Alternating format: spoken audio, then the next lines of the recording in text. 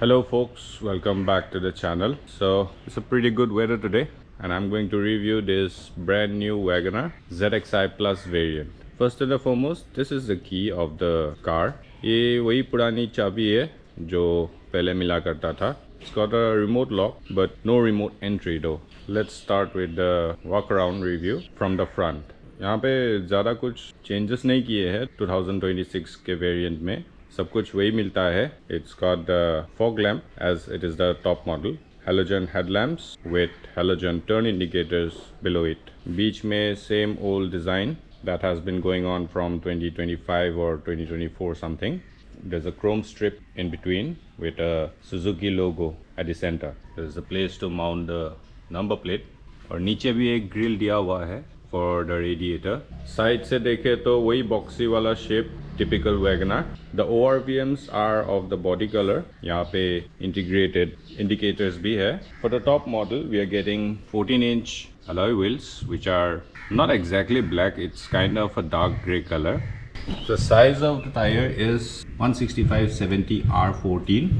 A doorknob, typical Maruti style, the old school style. यहाँ पे आपको की होल मिलेगा. The A pillar is of body color. B pillar is blacked out. It's matte, not piano. C pillar में भी आपको body color मिलेगा with an extension of the design towards the back. This is the rear view of the car. पीछे में ये जो tail lamps मिले हैं, it resembles the Scorpio N tail lamps, but no doubt it's not a Scorpio N. उसके आसपास भी नहीं जाता है. There's a chrome detailing at the back with a WagonR badging on it. यहाँ पे आपको Suzuki का logo मिल जाएगा. There's a rear wiper and a washer with a high mount stop lamp, but unfortunately there's no defogger present. इसी से काम चलाना पड़ेगा. नीचे bumper dual tone का होता है with 2 parking sensors. यहाँ पे आपको मिल जाएगा reflector, वहाँ पे भी. The whole tail lamp section is halogen unit. यहाँ पे indicators halogen, backlight halogen, tail lamp भी halogen. The fuel tank capacity is somewhat like 32 or 33 liters. ये रहा आपका दूसरी साइड का व्यू. यहाँ पे आपको की स्लॉट नहीं मिलेगा.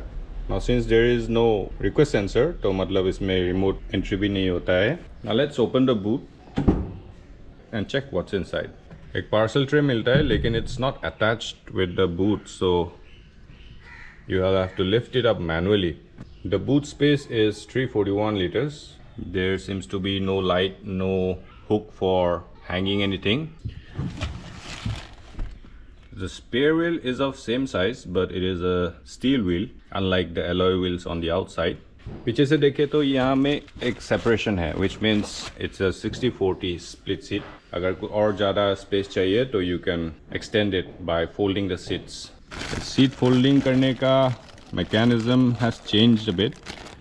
वहाँ पहले ऐसे खींचने वाला था, अभी ऐसे अलग लीवर दिया हुआ है. This way we can see an insulator and hydraulic jacks to open. Let's get into the back seat. यहाँ पे आपको 2 हेडरेस्ट मिलेंगे, but it's not adjustable. Centre में कोई आर्मरेस्ट नहीं मिलता. 3-point seat belts for all the 3 passengers. Pretty good for the safety. ये seat adjusted है अब मेरे हाइट में. देखते हैं कितना स्पेस बचा रहता है. आई एम लाइक 5'9" और 5'10", आई एम नॉट श्योर. तो देखिए काफ़ी सारा जगह बचा है. हेडरूम के बारे में तो बोलो ही मत. It's like so big. ये सरदार जी लोगों के लिए एकदम परफेक्ट गाड़ी है, क्योंकि उन लोगों के पगड़ी ऊपर नहीं लगेंगे. WagonR का टॉप मॉडल में भी कोई एयर वेंट नहीं है यहाँ पे एसी के लिए. दरवाजे पे देखे तो इट्स टोटली हार्ड प्लास्टिक. यहाँ पे बंद करने का होल्डर पकड़ने के लिए to close the door. Power window switch. यहाँ पे मिलेंगे आपको सिल्वर कलर में डोर नॉब. नीचे स्पीकर का जगह, एक बोतल होल्डर और थोड़ा सा एक्स्ट्रा स्पेस कपड़ा वपड़ा रखने के लिए या तो कुछ डॉक्यूमेंट रखने के लिए. This is very minimalistic design. ज़्यादा मोटा भी नहीं है दरवाज़ा. देखो बहुत हल्का है. ये चाइल्ड लॉक भी मिल जाता है. Let's keep it open. Now let's move on to the driver's seat. यहाँ पे भी same hard plastics everywhere, completely black finish, कोई फैब्रिक फिनिश नहीं, लेदर फिनिश नहीं. यहाँ में पकड़ने का जगह दिया है. Close the door. All 4 power window switches with auto down only. Auto up नहीं मिलता है for the driver side. Central lock and unlock. Here is the window lock system. यहाँ पे आपको ORVM फोल्ड करने का स्विच मिल जाएगा, एडजस्ट करने का लीवर. नीचे रहेगा स्पीकर का जगह, बॉटल होल्डर. यहाँ पे थोड़ा ज़्यादा स्पेस मिला है कपड़ा वपड़ा रखने के लिए या डॉक्यूमेंट, न्यूज़पेपर, व्हाटएवर. यहाँ मिल जाएगा चैसी नंबर, इंजन नंबर. यहाँ मिलेगा टायर प्रेशर का इंफॉर्मेशन. सीट्स देखे तो दिस आर फैब्रिक फिनिश. थोड़ा साइड सपोर्ट है बट नॉट मच, तो इसलिए अगर कोई हट्टा कट्टा आदमी भी बैठना चाहे तो it's pretty comfortable for them. The head rest is fixed as well. Let's sit in the driver's seat. First thing, it's a 3-spoke steering wheel. It doesn't have a D-cut. नीचे में कोई D-cut नहीं है. Left में media controls है. यहाँ पे phone receive और रखने का और वॉइस कंट्रोल करने का switches. That's the sound of the horn. Right side में मिलेगा auto start stop button, traction control on and off, और headlight leveler. This is how the air vent looks in the side, and this is how the air vent looks in the middle. Let's check the instrument cluster. It's a combination of analog and digital unit. Analog में मिलता है speedometer, digital में मिलता है RPM meter. यहाँ में आपको मिलेगा odometer, trip A, trip B, real time mileage, average mileage, range. यहाँ मिल जाएगा सारा वार्निंग लाइट्स. यहाँ में बीच में 7 इंच का कंसोल मिलता है. It supports Android Auto and Apple CarPlay, but ये जब भी एंड्रॉयड ऑटो और एप्पल कारप्ले में कनेक्ट हो जाएगा, it starts lagging. This system is actually quite laggy. ये अगर आप डायरेक्टली ब्लूटूथ से कनेक्ट करते हो तब सही है. एंड मोर ओवर ये एंड्रॉयड ऑटो और एप्पल कारप्ले तब कनेक्ट होता है जब आप वायर से फ़ोन पे कनेक्ट करेंगे. Otherwise, it doesn't entertain Android Auto and Apple CarPlay just by the Bluetooth. बीच में hazard lights, manual AC controls, ये ventilation के लिए. नीचे आपको मिलेगा USB, aux and a 12-volt socket. यहाँ में थोड़ा स्पेस मिलता है. You can keep your phone easily placeable. ये मैंने लिया है 5-speed मैनुअल गियर वाला. यहाँ पे आपको AGS भी मिल जाएगा, but I am not very fond of automatic gears, so ये मिला है मुझे 5-speed मैनुअल गियर बॉक्स. ये हम लोग का SMS गामुसा है. ये मैंने को डीलर से मिला है. Thank you JB auto agency. Here's the manual hand brake with silver button. काफ़ी जेन्युइन स्टैंडर्ड स्टाइल का है, नथिंग टू फैंसी. ये जो 2026 मॉडल है, उससे पहले आपको सिर्फ 2 एयरबैग्स मिलते थे, एक यहाँ पे और एक वहाँ पे. But if you see now, यहाँ पे भी आपको एयरबैग मिल जाएगा सीट का साइड में दोनों तरफ. और अगर आप यहाँ में देखें तो यहाँ में भी SRS एयरबैग लिखा है, which means the B pillar also has airbags. नीचे आपको 3 पेडल मिल जाएगा और एक डेड पेडल में मिलता है, बट इट्स वेरी स्मॉल. ऐसे कुछ इतना फ़ायदा नहीं मिलता है. Let's open the bonnet. That was the bonnet lever and this one is the fuel lid lever. Here is the engine bay. This one is the K12N series engine which has 4 cylinders and this one is a 1200cc engine. नीचे कोई cover नहीं है, it's open totally. ये Mobil check करने का. यहाँ पे washer fluid. That's the air filter. The entire engine bay is not covered with a bonnet. It's also covered with some part of the dashboard. नीचे देखिए काफ़ी अंदर तक है. That's the battery. ऊपर कोई इंसुलेशन नहीं दिया हुआ है. वैसे तो आवाज़ भी नहीं है इस इंजन का. इंसुलेशन का कोई ज़रूरत भी नहीं है. Let's close this. आगे विंडशील्ड में देखे तो 2 वॉशर फ्लूइड मिलता है, 2 वाइपर्स एज वेल. ऊपर में एक स्टैंडर्ड एंटीना मिलता है. तो गाड़ी में मैंने काफ़ी सारे ये सब एसेसरीज लगाए हुए हैं. Let's quickly go through it. the most important accessory that you need in Assam is this rain guard. क्योंकि यहाँ पे बहुत बारिश होता है, you just need this. And the second most important is this mud flap. तो ये भी काफ़ी important है, नहीं तो सारा छींटे इधर लग जाता है. यहाँ पे डोर बीड्स लगाया हुआ है पीछे में भी. I really don't see much importance of this, but aesthetically it looks good. And also the dealer guys forced me to have this. पीछे में ये स्पॉइलर लगा हुआ है. These are all OEM accessories from the company. बाकी अंदर में मैंने ये लैमिनेशन करवाया है because original जो मटेरियल मिलता है it's kind of a velvety material. तो ये काफ़ी धूल खींचता है and it catches hold of it and doesn't let it go. ये बहुत ज़िद्दी वाला सीन हो जाता है. Here's the PVC mat. थोड़ा गंदा होके रखा है क्योंकि काफ़ी बारिश हुआ yesterday. So these are all the accessories that I have installed. And to sum it up, the bill was nearly like 22-23,000. तो यहाँ पे मैंने 2 और चीज़ें ऐड किए थे मैंने अपनी गाड़ी में. This is an extended warranty. यहाँ पे आपको मिलेगा 1,60,000 kilometers तक warranty. I think this will be valid for 6 years. In addition to that, I've also added a customer convenience package. This is like the CCP Royal Platinum Hydro Rodent Protect 3 years. Hydro and Rodent Protect. इसका मतलब है ये जो E20 का fuel आया हुआ है, there are many engines which are failing by fueling the E20 petrol. तो इसके लिए प्रोटेक्शन है. और प्लस क्योंकि इसके बॉनेट में कोई इसके इंजन बे में कोई नीचे वाला प्रोटेक्शन नहीं है, इसलिए भी इस कारण कोई भी चूहा वूहा अंदर आ सकता है, उसके लिए भी ये प्रोटेक्शन काम आएगा. Alright, camera angle set, let's hit the road. oops, forgetting the seat belt, वरना ये बीप मेरा दिमाग ख़राब कर देगा.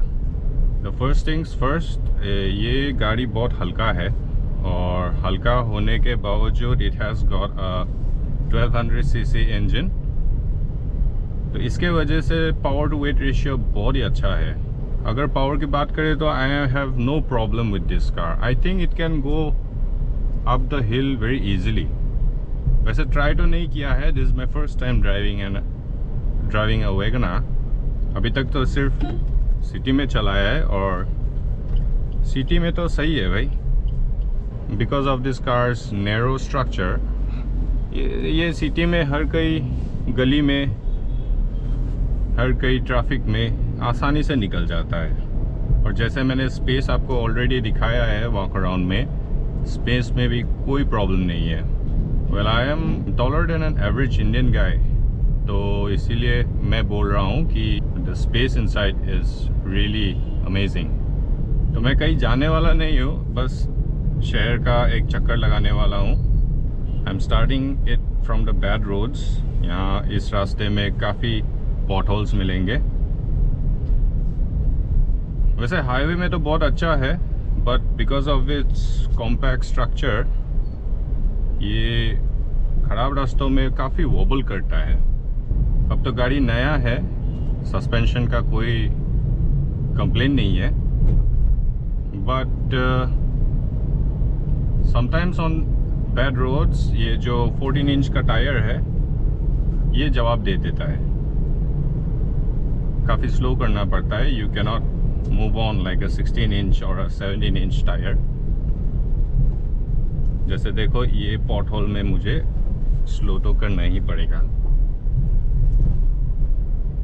अब इस तरफ जाऊँ तो और भी ख़राब रास्ता है, but I will also show you some good roads. The engine is churning out nearly 88 bhp of power and 130 newton metres of torque. तो ये जो पावर है ये मारुति सुजुकी डिज़ायर का इक्विवेलेंट है, and further it is also lot lighter than that car. Because of its light body बहुत जल्दी pickup ले लेता है. ये जो डिजिटल यूनिट है जो RPM, जिसमें RPM है, I really thought this would be laggy, but it's not. It's quite accurate. But फिर भी since it is a digital unit, मुझे इतना पसंद नहीं है, but it's not a deal breaker दो। इस गाड़ी का ग्राउंड क्लियरेंस है 165 मिलीमीटर्स, बट क्योंकि इसका व्हील बेस काफ़ी छोटा है इसलिए I don't think this ground clearance would be a problem.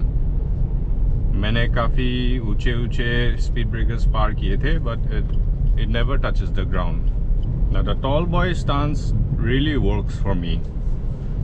अगर आप ऊंचे कद का हो और आपको चाहिए एक कंफर्टेबल गाड़ी and you don't want to spend more than 8 lakhs, I believe this is a perfect car for you. The gear throw is very short. ये कभी fatigue आने नहीं देंगे आपको. Now since I have a 14-inch wheel, I have to slow the car so low up to 10 to 20 kilometers per hour. ये देखिए. Now I'm not going to redline this car on every gear and show you कौन से gear में कितना speed जाता है, because this is not a racing car. It's a family car, a hatchback.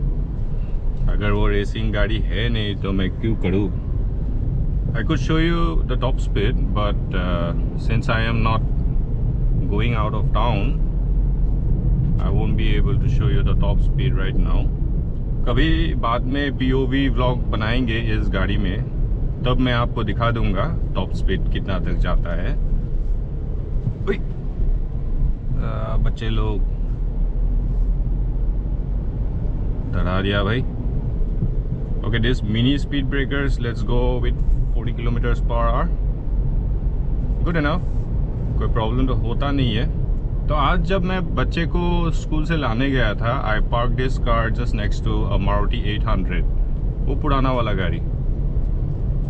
काफ़ी बड़ा है मारुति 800 से। Call it the length, the breadth, the height, सारा डायमेंशन 800 से काफ़ी बड़ा है। ये 800 का बड़ा भाई नहीं लगता है, पिताजी लगता है। Now this is one problem. ये देखो, मैं बस 50 किलोमीटर पर आवर में ये टर्निंग लिया, because of its tall stance ये काफ़ी बेंड हो जाता है। अगर मैं 60 में जाता तो worst case scenario भी हो सकता था। Now let me tell you why I got this car instead of a Maruti Suzuki Dzire. It's only because of this tall boy stance, man. ये Dzire बहुत नाटा गाड़ी था, तो उसमें मुझे लेट के जाना पड़ता था। पैर भी सीधे हो जाती, बैक भी काफ़ी रिक्लाइन करना पड़ता, तभी जाके गाड़ी चला पाता अच्छा से। लेकिन इस गाड़ी में I am sitting like I am sitting in a sofa. That's the most comfortable part of this car. Now, whenever I looked into other WagonRs, any average guy who would drive that car would look like they're sunk into the seat. काफ़ी headspace बाकी रह जाता था. So I thought the thigh support wouldn't be that much. I thought it would be very less. But I was totally wrong, man. इस गाड़ी में तो काफ़ी thigh support है भाई. अभी चला के पता चल रहा है why this car is being sold so much. और क्योंकि इसका sales बहुत अच्छा है, I can see a lot of improvements in the vehicle. अब आपको एक चीज़ दिखाता हूँ. I'll take a few sharp turns. अब Dzire में क्या होता था, if I turn the car, ये देखो मैं पूरा U-turn ले लेता हूँ and I'll leave this. देखो स्टीयरिंग वापस आ जाता है, बट Dzire में ये होता नहीं था. Kudos to Maruti Suzuki for working out on their best product. And yes, और एक बात है जिसके लिए मैंने ये गाड़ी ली है. मेरी बेटी कभी कभी मेरे साथ घूमने जाती है अकेली, without her mom accompanying us. तो क्या होता है कि वो सो जाती है. वो जब सो जाती है तो उसको कंट्रोल करने के लिए मुझे एटलीस्ट ये सीट को और रिक्लाइन करना पड़ता है, पूरा सुला देना पड़ता है, तब वो आराम से सो जाती है. तो बात ऐसा है कि Dzire काफ़ी ब्रॉड था, तो मुझे उस तरफ ये नॉब पहुंचता नहीं था. तो इस गाड़ी में आराम से मैं पहुंच सकता हूँ, रिक्लाइन करके बेटी को सुला सकता हूँ. That is also one reason why I got this car. The air conditioning system of this car is perfect, man. It's more than perfect. थोड़ा ज़्यादा ही strong है. अब देखो मैं ज़्यादा फुल ठंडा में नहीं रखा हूँ. And it's in second speed. काफ़ी ठंडा हो गया है. काफ़ी ठंडा हो गया है.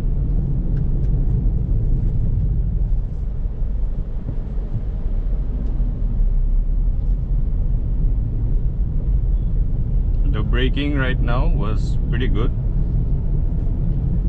इसका ब्रेक काफ़ी सही है. I don't know if it's because it's new or whatever is the reason, but braking तो काफ़ी सही है. और वैसे भी गाड़ी बहुत हल्का है तो ब्रेक तो सही होगा ही. काफ़ी स्टेबल है गाड़ी ऐसे रास्ते पे. The problem only arrives in bad roads, and that too because of only two reasons: small wheels and compact structure. Fuel economy तो अभी तो ज़्यादा नहीं दिखा रहा है. Somewhat about 15.6 किलोमीटर पर लीटर. और कुछ दिन चला लेता हूँ, उसके बाद माइलेज टेस्ट भी करेंगे हम. मेरे हिसाब से तो इसका ड्राइवेबिलिटी बहुत अच्छा है भाई.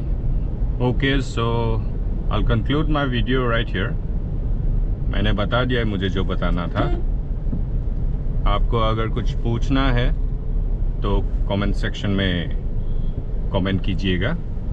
अगर आपको पसंद आया and you're getting all the information that I've provided and you think that all the provided information was enough for you, then throw me a like on this video and do stay subscribed to keep getting such contents. I'll see you guys in the next vlog. Bye bye.